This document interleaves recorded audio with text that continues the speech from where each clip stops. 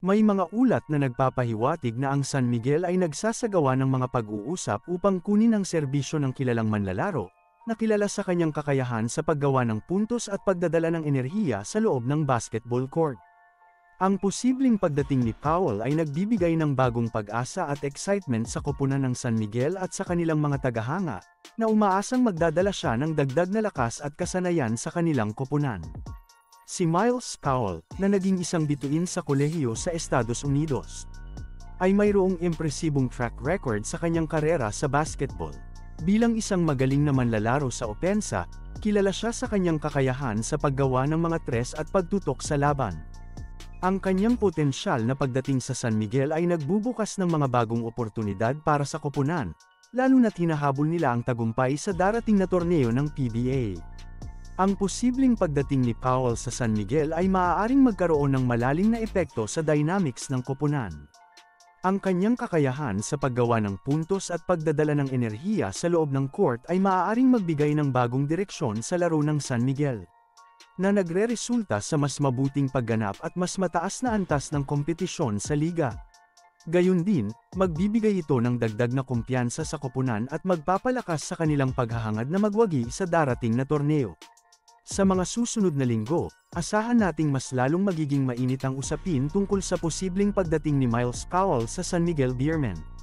Ang bawat hakbang at anunsyo mula sa koponan ay maaaring maging sentro ng pansin ng mga tagahanga ng PBA. Sa huli, ito ay isang pagkakataon para sa San Miguel na mapalakas ang kanilang lineup at patuloy na lumaban para sa tagumpay sa larangan ng basketball. Sa mundo ng PBA, lumalabas ang mga balita tungkol sa posibleng paglipat ni Keith Dato mula sa koponan ng Rain or Shine patungong Barangay Ginebra, San Miguel. Sa kasalukuyang kalagayan ng koponan, tila interesado ang Ginebra na kunin ang serbisyo ng bagong bigman upang mapalakas ang kanilang koponan. Ang paglipat na ito ay nagdudulot ng kaguluhan at pag-uusapan sa buong liga, lalo na't inaabangan kung paano makakaapekto ito sa takbo ng mga laban sa susunod na torneo. Bilang isang batang bigman na may potensyal, ang paglipat ni Dato sa Ginebra ay maaaring magdulot ng malaking pagbabago sa kanilang lineup. Kilala si Dato sa kanyang kakayahan sa ilalim ng ring at depensa, na magbibigay ng bagong dimensyon sa laro ng Ginebra. Ang kanyang pagdating ay maaaring maging solusyon sa kanilang pangangailangan sa loob ng court, lalo na't ang kanilang kasalukuyang mga bigman ay naglalapit na sa kanilang mga taon ng pagtanda. Ang posibleng paglipat ni Dato sa Ginebra ay nagdudulot ng intriga sa liga, anuman ang maging desisyon ay tiyak na magdudulot ito ng malaking epekto sa dynamics ng koponan.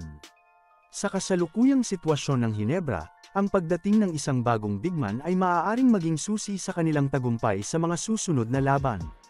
Gayun din, magbibigay ito ng bagong oportunidad kay Dato na ipakita ang kanyang kakayahan sa isang mas mataas na antas ng kompetisyon. Sa mga susunod na linggo, asahan nating mas lalong magiging mainit ang usapin tungkol sa posibleng paglipat ni Dato sa Ginebra. Inaasahang magiging sentro ng pansin ang bawat anunsyo mula sa dalawang koponan at kung paano ito magkakaroon ng epekto sa laro at takbo ng liga. Higit sa lahat, ito ay isang pagkakataon para sa Ginebra na mapalakas ang kanilang lineup at patuloy na lumaban para sa tagumpay sa larangan ng basketball. Sa huli, ang posibleng paglipat ni Keith Dato sa Ginebra ay nagbubukas ng mga bagong oportunidad at pag-asa para sa koponan at para sa kanyang karera sa basketball. Abangan ang mga susunod na kabanata at anunsyo tungkol dito, habang patuloy na pinag-uusapan at nililinaw ang mga detalye ng potensyal na transaksyon sa PBA.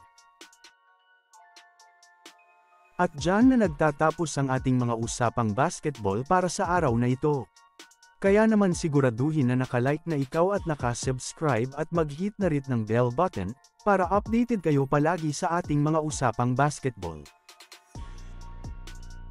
Maraming salamat po.